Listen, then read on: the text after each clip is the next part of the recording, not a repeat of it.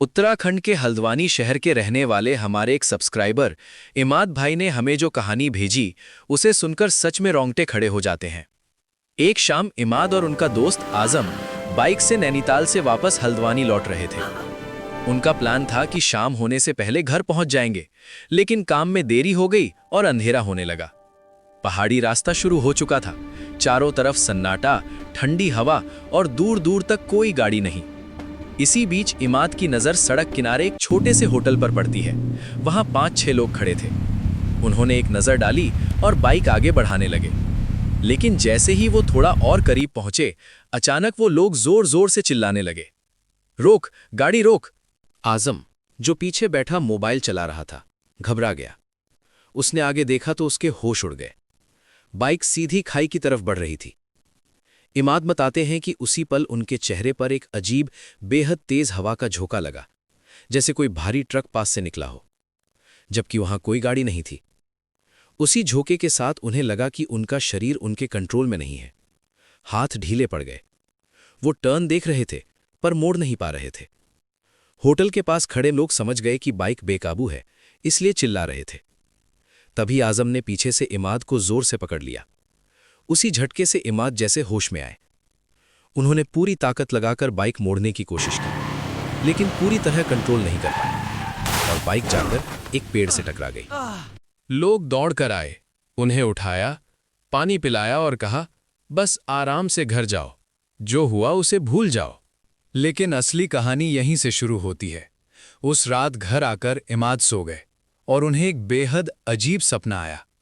उन्होंने देखा वही सड़क, वही मोड़, लेकिन वहां कोई होटल नहीं था। उसकी जगह एक सीमेंट का बैरियर बना हुआ था और उस बैरियर पर एक लड़की बैठी रो रही थी। इमाद और आजम उसके पास जाते हैं। लड़की खड़ी होती है और कहती है, मुझे बहुत देर हो रही है, मुझे अपने साथ ले चलो, और जोर जोर से रोने लगती है। तभी ऊपर पहाड़ की तरफ से पत्थर फेंके जाने लगते हैं। दोनों खुद को और लड़की को बचाने की कोशिश करते हैं। फिर ऊपर से एक मोटरसाइकिल की भयानक आवाज आती है, असामान्य, डरावनी, जैसे सीधे उनकी तरफ आ रही हो। अचानक फिर वही तेज हवा का झोंका और इमाद की नींद खुल जाती है। सुबह 6 बजे दरवाजे पर आजम खड़ा था। कुछ दिन बाद इमाद, कादिर, जैन और अरबाब ने फिर से नैनीताल जाने का प्लान बनाया। आजम इस बार अपनी गर्लफ्रेंड के साथ भवाली गया हुआ था। रास्ते में आजम का फोन आता है, उसकी कार का पेट्रोल खत्म हो गया था। इमाद और कादिर जाकर उसकी मदद करते हैं।